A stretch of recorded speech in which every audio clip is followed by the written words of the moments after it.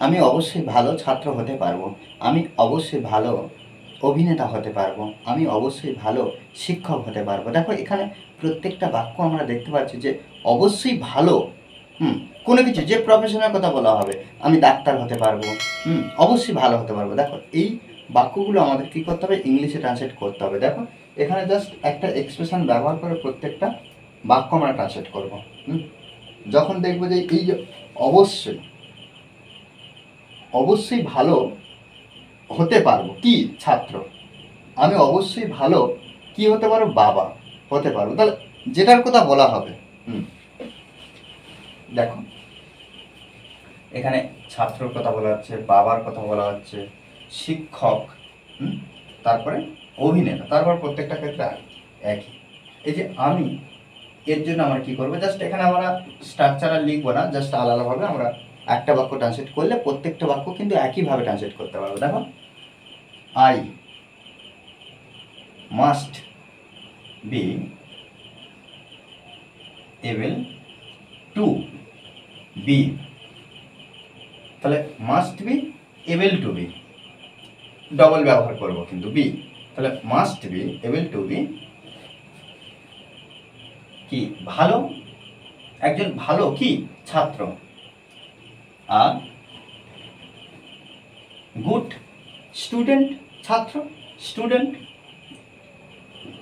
ওকে, দেখো প্রত্যেকটা বাক্য আমরা যেটার কথা বলা হবে সেটা কিন্তু আমরা শেষে লিখবো। পরের বাক্য কি, আমি অবশ্যই ভালো বাবা হতে পারবো, তাহলে এখানে আমরা লিখতে পারি আই মাস্ট বি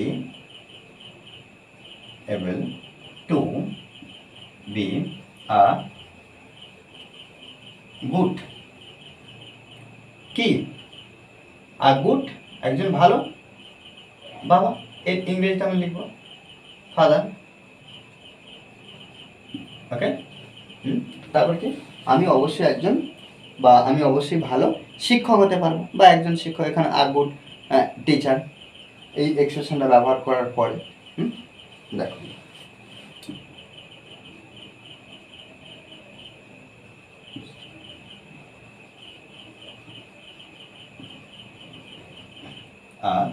গুড